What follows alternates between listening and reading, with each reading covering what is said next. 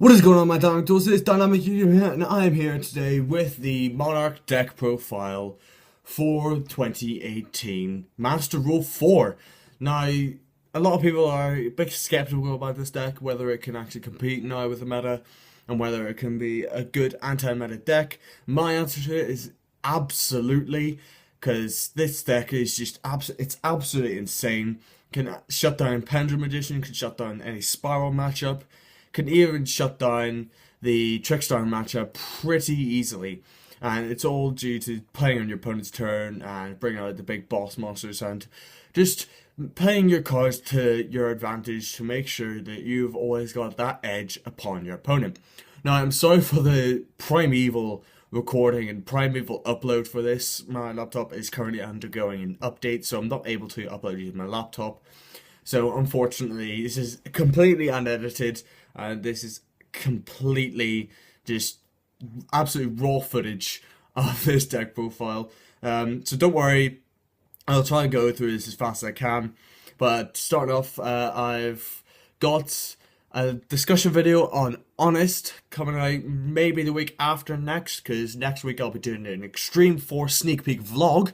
So look forward to that. And also, after the Honest discussion video, I'll be doing an updated deck profile of the 6 Samurai, and you may see at the same time with that, around that, you'll see a little surprise that I've got for you as well on the same week of that deck profile. And then the week after, depending on what I get from the Extreme Force sneak peek, or depending if the deck is ready by then, you'll be seeing a Dino Paleo. If not, I'll be doing a Pendulum discussion video, because I actually saw in one of my videos, I think it was the Legendary Dragon Decks battle, that someone had actually commented down below that they wanted to see a video describing how pendulums work and how they are like relevant, or just overall how they work. So don't worry, I've taken that into consideration. That video will be coming out soon. I'll make sure I describe the fundamentals and everything of the pendulum deck, but I'll be doing it after the Heavy Metal Foes Electromite comes out, just so we have a completely updated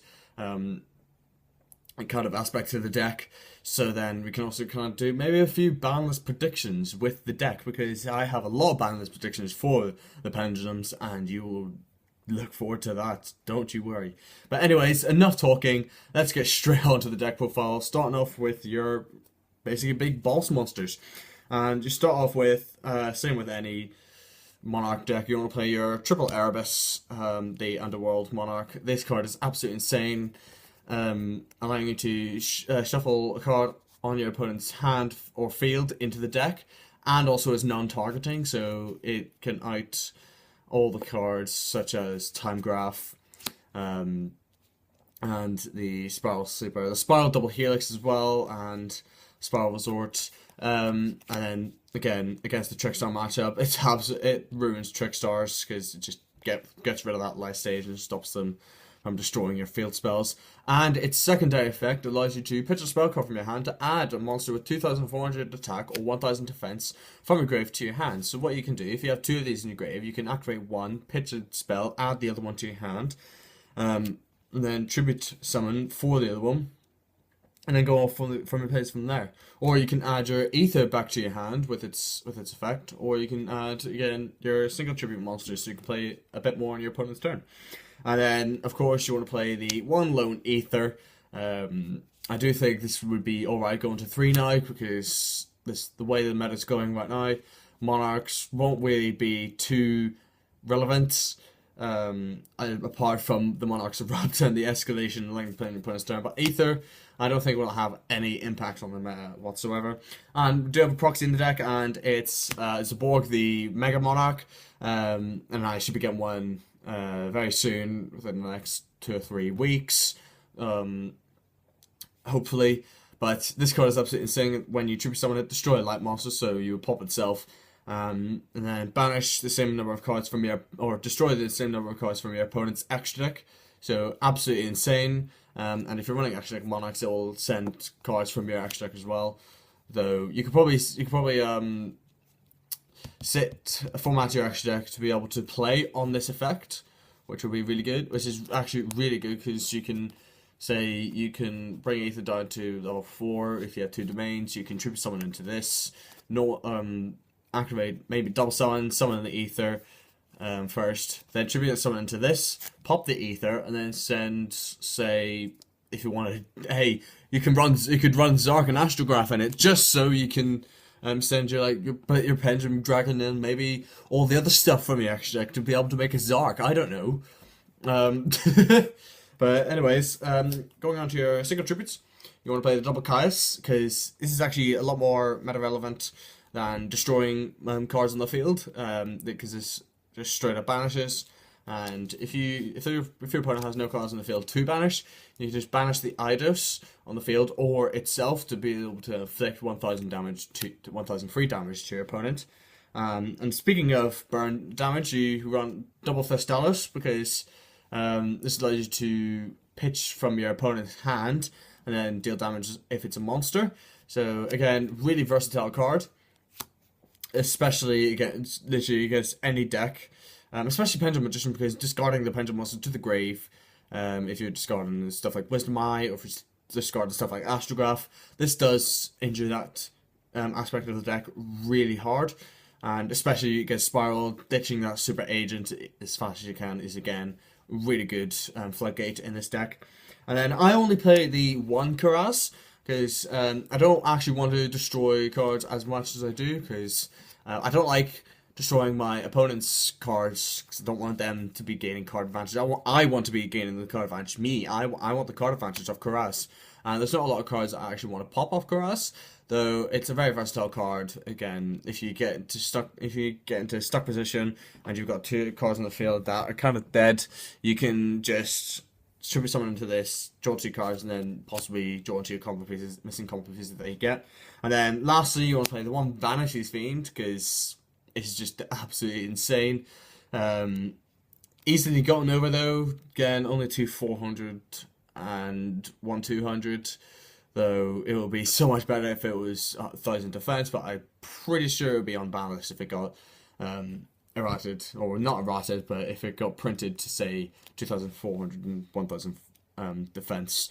Because it'll be searchable with any deck, and you can distribute someone into this, and this just injures pendulums, ABCs, spirals, trickstars as well, stopping them from special summoning the Lycoris, and just kind of any deck that special summons. This absolutely wounds that deck. So that is it for your Monarchs. Next, for your Squires, you want to run your 3 Adea and your 3 Eidos. These are your heart and souls of the deck. These are your combo starters. If you draw into 1 Adea and a tribute summon monster, you get at least one tribute summon on that turn. And if you tribute summon using Eidos and Adea, you can banish Eidos, special summon Adea, and tribute summon again. Oh yeah, I forgot to mention that I did. There was a few tech cards that I did run with the Monarchs. I did tech in Illusory Snatcher, just because it was a free special summon upon tribute summon. Though when I teched in the Vanity's Fiend, it kind of became dead. And along with the Squires, I did kind of play around with the different vassals. So I played around with Mithra, Berlineth, Lucius, Landrobe, Gorham, and Esther. And these all here, they're not bad. I mean, the ones you would tend to go for, if you're going to go for any of them, would be the Berlineth and the Mithra, because Berlineth allows you to banish a card from your opponent's hand when you tribute someone with it, so it's actually an incredibly good card. Basically stopping your opponent's hand traps, getting rid of them. And Mithra is just basically a free special summon, and also give you an additional tribute summon. And these are all the cards out of the structure deck, because you can actually make this deck out of the 3 structure decks alone. And if you want to pop down to my structure deck opening review, you'll see what all the cards you got in it. But these are the cards that kind of teched in. I did try Lucius, but I didn't find any advantage of looking at my opponent's set cards. It made no advantage to me. Landrobe, however, is actually really good, because it allows you to book on your moon your opponent's monsters to special summon it. That is actually incredibly good, and also allows you to add a Squire, essentially a Squire, from your graveyard to your hand, so you could potentially add your Eidos or your Adea. So that would be a very good card to actually look into with Landro, because it's not bad at all. Not bad at all.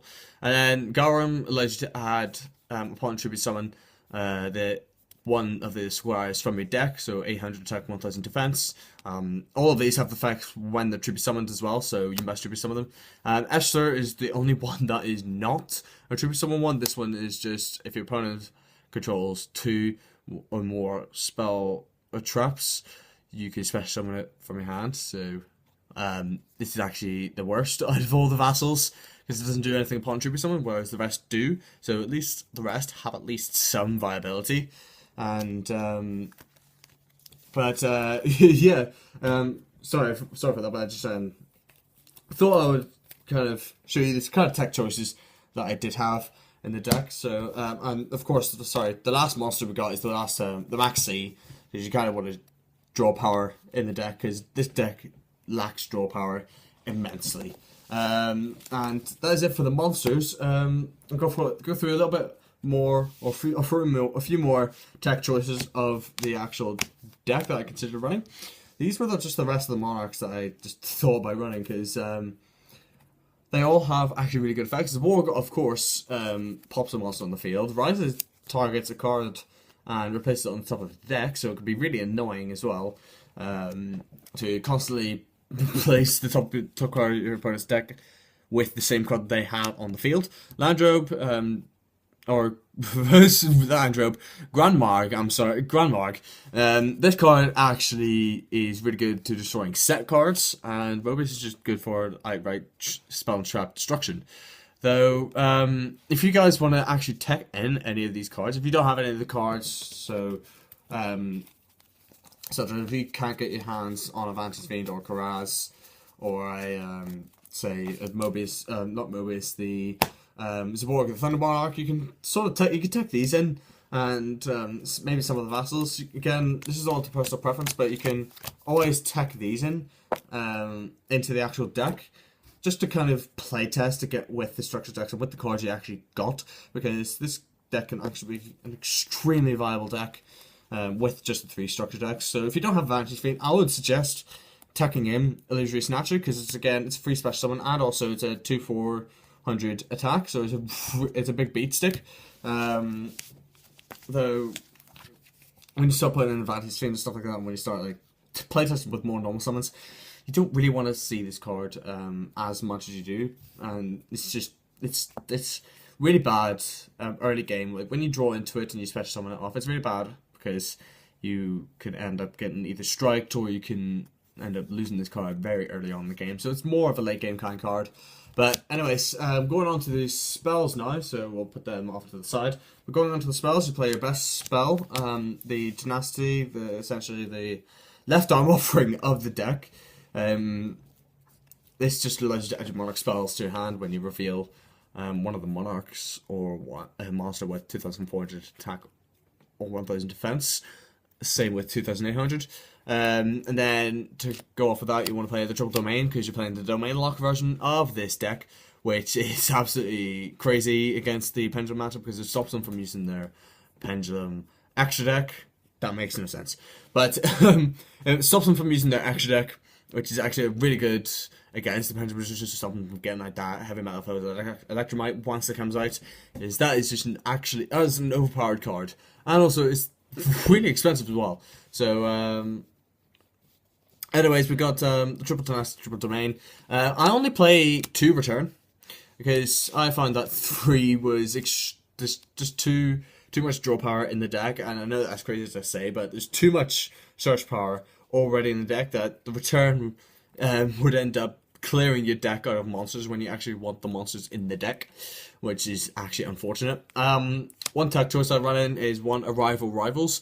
This is again an amazing card to be playing on your opponent's turn, allowing you to normal summon during the end of the battle phase, so you can escalation, then activate this, so you have 2 triple summons on your opponent's turn.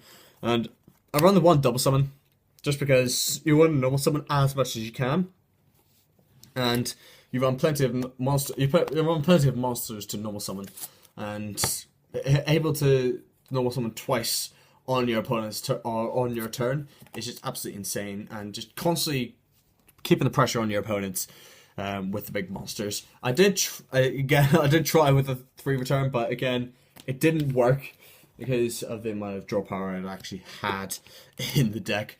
And then for your 1 afternoon Monarch, you want to play the 1 Stormforth and of course the 1 Pantheism. Pantheism, I believe, should stay at 1 because it's absolutely stupid because you can keep recycling activations, awesome. And I did try and tech in the 1 March, but again, kind of stuck for a room on what I should actually play for this deck. And the 1 March is really only good as a sort of side deck card, and depending on your kind of budget on the side deck. Though this is really good against the Cyber Dragon matchup because we do believe it's a cybernetic revolution. I do believe that they will end up getting more support, or maybe even a few reprints in cybernetic horizon. Sorry.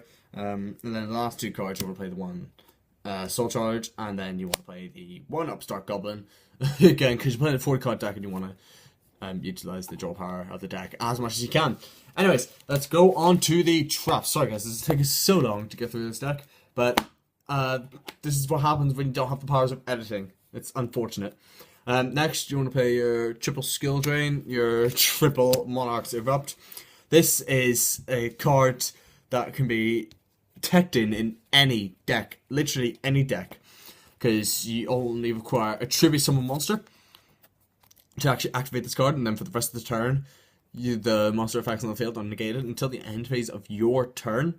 Then this card gets restored. So if you say had an escalation on the field and then to be summoned onto a monster and then activate the monster effect, then chained onto the Erupt would stay on the field even if your tribute summon monster leaves the field during your opponent's turn, which is absolutely stupid. And I think this is actually the next best card other than skill drain. So if you're on a budget and you can't afford a skill drain, just play 3 of these. Play 3 of these because this is a skill drain. You only need a tribute summon monster to activate. You don't need it to have its effect come into play. Next, I play 2 Prime Monarch. Only 2 Prime Monarch. I did try and tech in the 3rd, but the 3rd was too cloggy again within the deck, especially when you wanted to run the cards like escalation to be able to tribute summon your opponent's turn. Though Prime is a good card, don't get me wrong.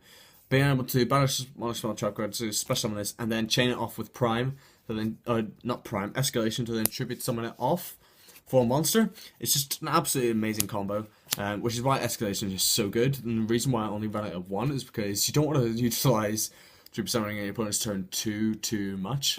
Though you can tech it, you can tech in the 2nd escalation if you want. I mean, having 2 escalations on the field and rivals on the field, you get 3 normal summons on that turn. But if you end up going into an Eidos, maybe if you end up summoning an Eidos off of rivals and then activate escalation, you've got 4 normal summons on your opponent's turn, which is absolutely insane. And again, this deck is just an extremely anti-meta deck, and it's similar to the counter fairy structure deck. It doesn't need an extra deck, though it can utilize an extra deck pretty well. Though I do believe counter fairies will be quite better. It's better main deck rather than the extra deck. Though it's just as powerful with the extra deck. Same with Monarchs. Though that's another thing as well. I'll be buying triple counter fairy structure decks and be doing a budget structure deck deck for the counter fairy structure deck. So make sure you keep an eye on that. I'll keep an eye on my channel for that. I'll make sure I'll let you know on on social media, or I'll just pin my comment on YouTube just to show you guys when it's actually going to be coming out. And then the last 2 cards I actually play are 2 D-Barrier, and these are the 2 tech cards that I run in just because this is a domain locked deck, and if they destroy your domain, you can go into Dimensional Barrier and call the type of card that is the main aspect of the deck. So against Pendulum, absolutely destructive. Against Pendulum Magician, against Light Sworn, just call XYZ to stop them bringing out that Minerva. Synchros, ABCs, Fusions, the Invokers. It's an absolutely amazing card all around. But that is actually it for the main deck, guys. Let's go on to the side deck. No extra deck for the Monarchs, because who runs extra deck in Monarchs nowadays? Who does actually run actually like in Monarchs nowadays? They all run the antimatter stuff. Anyway, for the side deck, I side the third Kai's the Shadow Monarch again because I can side out one Thestalis and then go for the Kai's just in case I come across a problematic deck that requires a lot. That actually turbos out a lot of monsters. So you can just Kai's them and then banish the monsters. So I proxy. I don't know what my Majesty's Fiend is, but I do proxy a Majesty's Fiend because it's actually really good against literally any matchup, stopping monsters from activating their effects. Next, I actually run the Cyframe engine in the side deck. I run the triple Epsilon and then the one driver. This is the budget version of Gamma, and this can out that time graph. And can out the Counterfairy continuous spell, and just any other trap as well. It will out the skill drains. It will out the erupts on the mirror match. No, it's a really good card overall. And if you have gammas, you can take this out for gammas. But Epsilon is actually a really good budget card to be running in the deck. And then against Trickstars, you want to play double Artifact Lancia. Again, absolutely insane card, absolutely insane hand trap. And then one of the best hand traps, and I mentioned this name earlier on in the video, is the One Honest. Because who doesn't love Honest? Like, honestly, forgive the pun there, but seriously, Honest is an absolutely insane card to be running in pretty much any side deck that includes a light monster. So Monarchs, Honest onto Ether. Trickstars, you can go on to ABC Buster Dragon, you can go into Minerva, you can do it on your Minerva, you can do it on any light deck. And again, it's a really good tech card in the kind of Fairy Structure deck. But it's an absolutely insane card, and why I'm doing a discussion video on it soon is because of the amount of reprints it's had. Because I believe it had its 6th or 7th reprint in the Counter Fairy Structure deck. And it's just absolutely insane. This is probably one of the most favorite cards in all of Yu-Gi-Oh! In terms of like business, or maybe it is the most favorite card in Yu-Gi-Oh! Let me know in the comments below if you guys actually really like Honest. Anyway, next, lastly, you want to play the One Latin Mathematician because this card is actually always good to be able to dump off your Eidos to the grave and maybe dump off your Erebus. So actually really good against literally any decks because especially with Monarchs because again. Dump your Eidos if you have an Idea in the grave. Banish the Eidos, especially on the Idea. Bring out another Eidos. Gets 2 normal summons that turn. Again, really good card. Sorry, I didn't mean to say Erebus because you can't send Erebus with Imagination, but it's mainly you can send it off. You can send off Eidos, and you can also send off Idea to activate her effect, which is really good. And then for the for the Pendulum matchup, you want to play the 2 Pendulum Storm because well, you're not running Pendulums, are you? So Pendulum Storm is absolutely insane against the Pendulum matchup. 1 Pot of Duality because you want to dig into your deck, and also you don't really special summon in the deck, so Pot of Duality just doesn't really affect it at all.